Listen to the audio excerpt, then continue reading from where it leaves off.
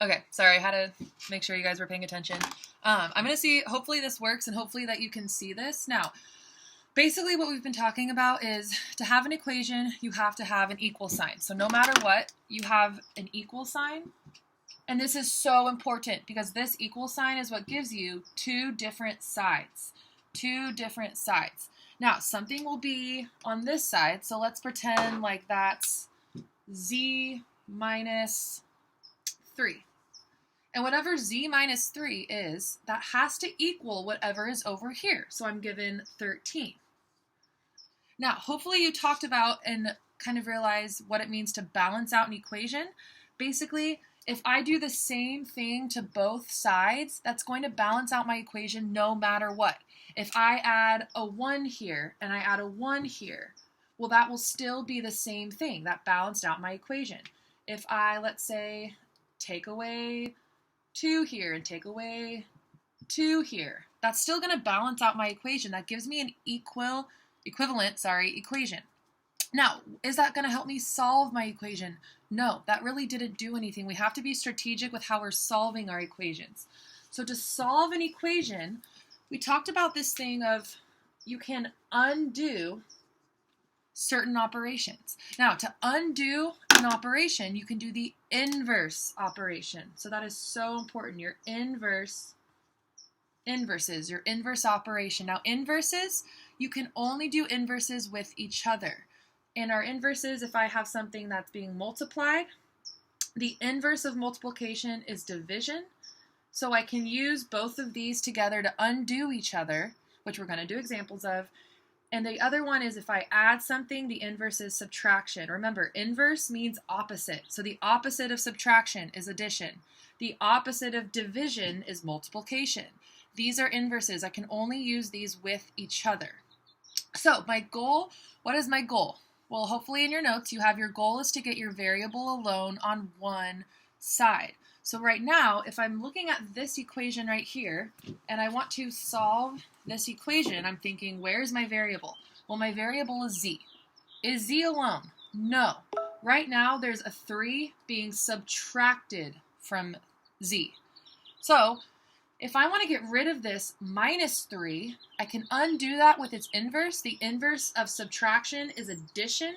So this right here undoes my 3. So if I add 3, well, what I do to one side of my equal sign, I have to do to the other side. So then that means I have to add 3 over here. So then from here I can simplify.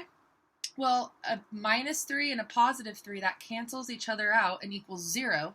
So I'm just left with z equals, and I can simplify. What is 13 plus 3? Well, that's 16.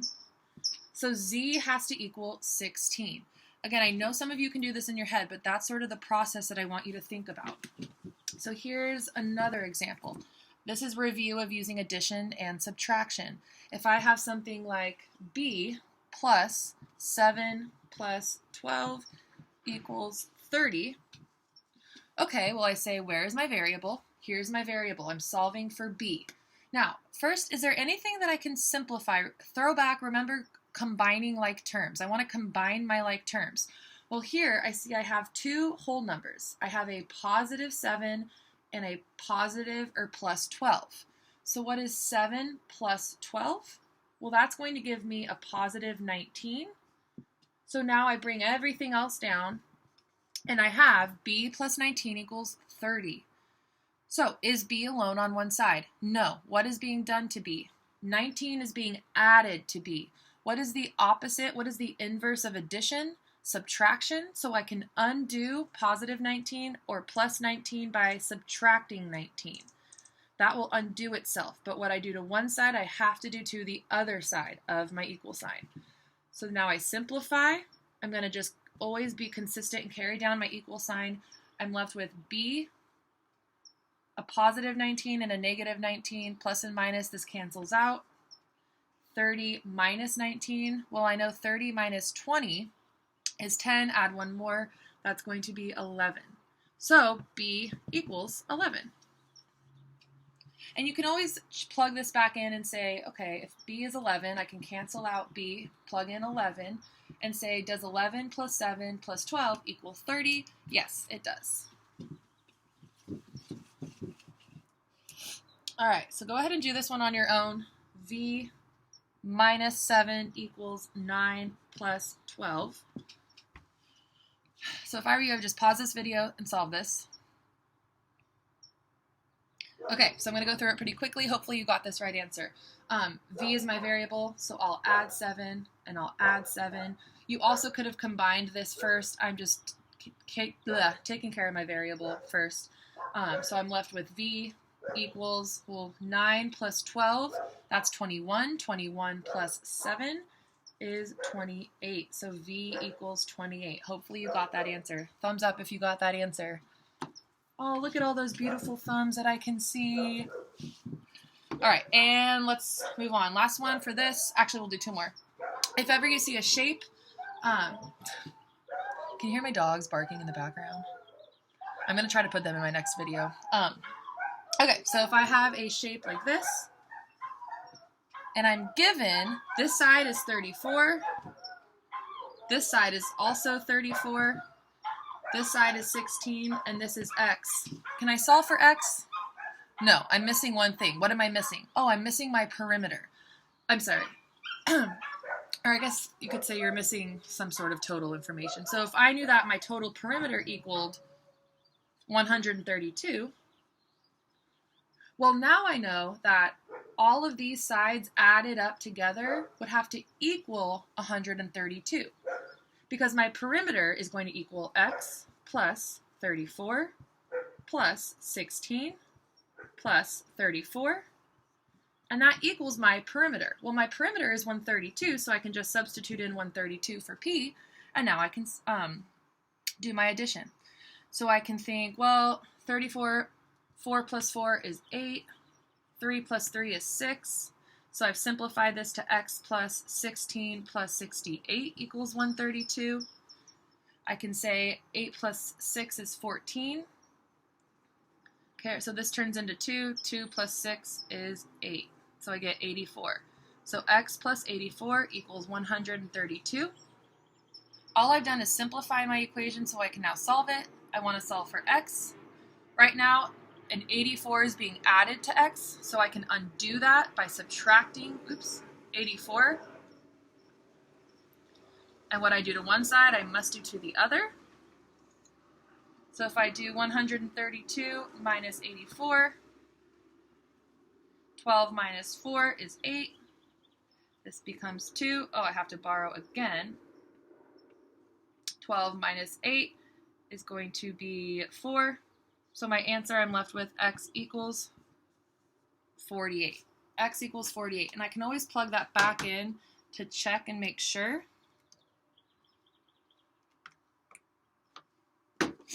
But now I can say that x equals 48. Oh, you kind of can't see. Sorry.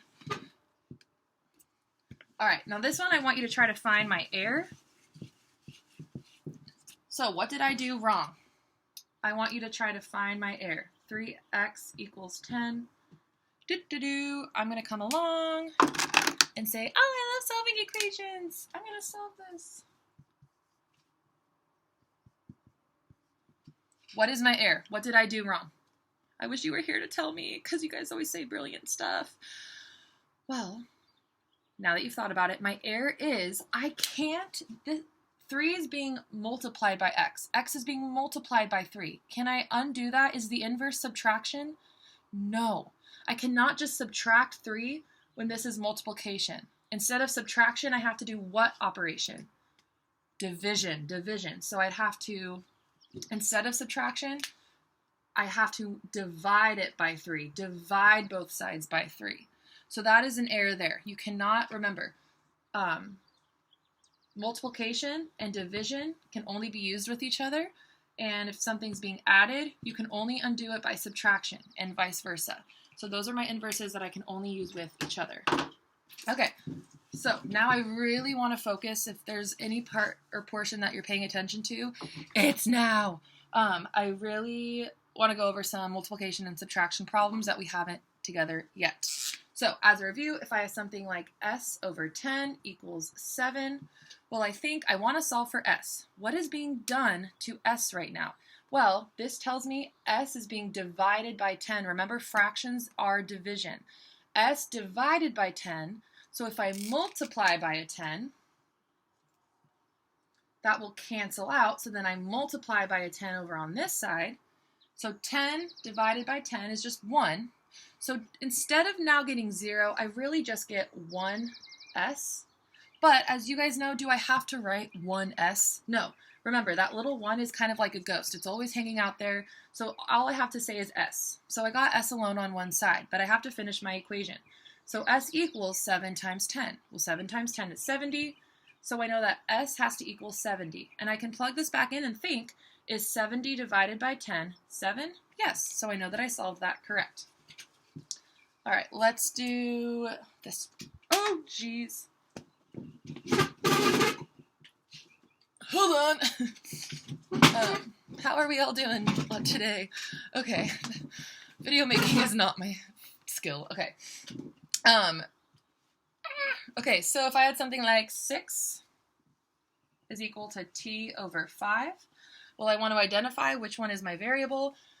T is my variable. What's happening to t? It's being divided by a 5. So if I multiply by a 5, and then I multiply by a 5, let's see what happens. Well, 5 times 6 is 30. I carry down my equal sign.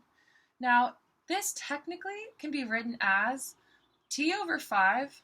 I want to point this out. T over 5 is the same thing as 1/5 times t, because I'm still doing 1 times t divided by 5, which is t divided by 5. So, and if that confuses you, that's all right. We'll get more to that later. So here I have technically the numerator. I would do t times 5, which is 5t. And then 5t divided by 5, no matter what, these 5s cancel out. When you have something, a number on the numerator, you can always divide it on your denominator. So 5 divided by 5 is 1, and I'm left with t. So t equals 30. T equals 30. And again, if you're confused on this and why this works, this is the same thing. T over 5 times 5 would be 5 times t, so that gives me 5t over 5.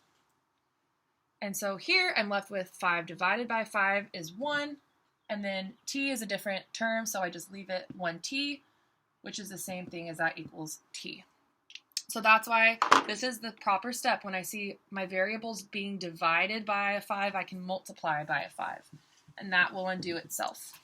All right, well now this has 2 steps. Look at this one. 5x divided by 6 equals 20. So what am I thinking here? Well, there's going to be 2 different steps. Right now, x has a lot going on to it. So the first thing is I want to undo not what it's attached to, but the operation being done to it. So 5 is being attached to, x is being attached to 5, but I see this divided by 6. So the opposite, the inverse of division is multiplication. So I can balance out my equation by multiplying by 6. And since these are inverses, it'll undo itself. And then I multiply by 6. And now I simplify. I bring down my 5x, which will equal, what is 20 times 6? Well, I know 6 times 2 is 12. Add my 0. All right, so I'm left with 5x equals 120. So now I re-ask myself, what is being done to x? Well, the last thing being done is it's being multiplied by a 5.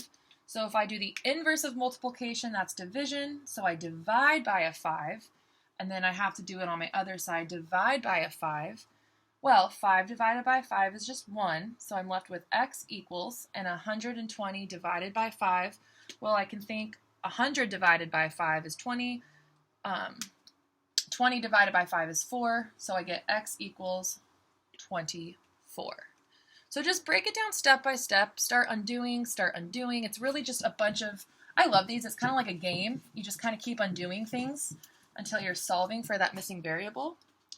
Well, what if I see something like this? This gets a little intimidating. 24 equals 3r over 4. Ugh. All right, when you see something like this, here's my trick. when you see something like 3r over 4, you can actually write this as 3/4 r. 3/4 r. There's two different ways of thinking about this. Now, you know what? Let's kind of go through the two different ways. So here will be one way, two ways. Two different ways to solve this. So my first way is I can think of this as 24 is equal to 3/4 times r. This is going to be my reciprocal way. Now, does anyone remember what is a reciprocal? Think to yourself. All right, a reciprocal, so if I had, let's say, something like 2 over 3, the reciprocal of 2 over 3 would be 3 over 2, because when multiplied, that's going to just equal 1, because 2 times 3 is 6, 3 times 2 is 6, 6 over 6 is 1.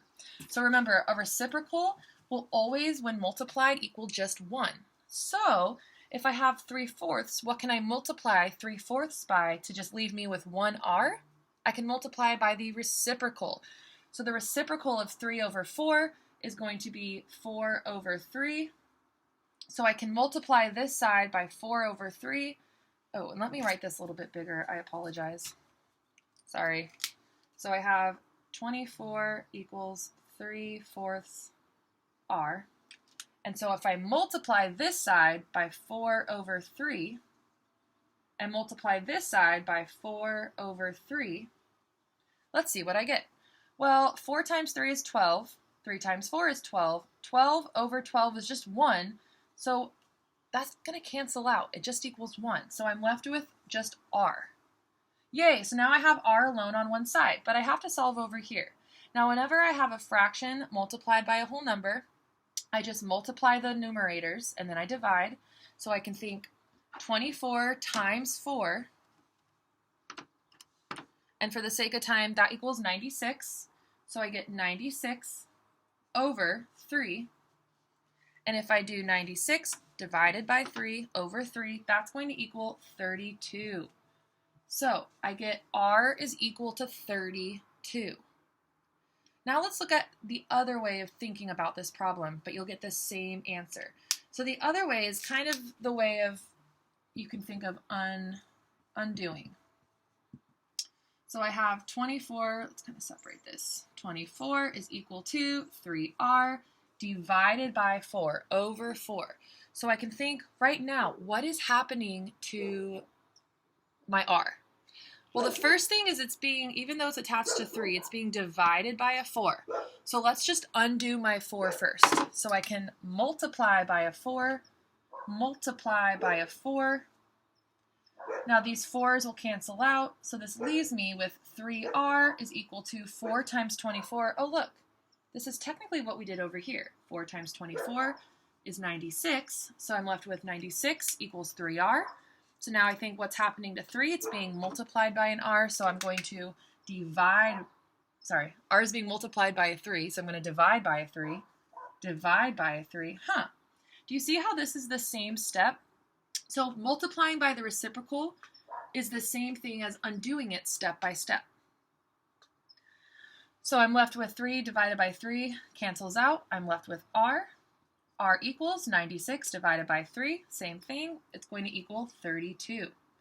So in both cases, think and solve these the way that works best for you. But these are two different ways of solving a problem like this. Now, we're going to do a lot of practice with this. You will see problems like this, I mean, really throughout the rest of your life. So I really want you to get comfortable with them.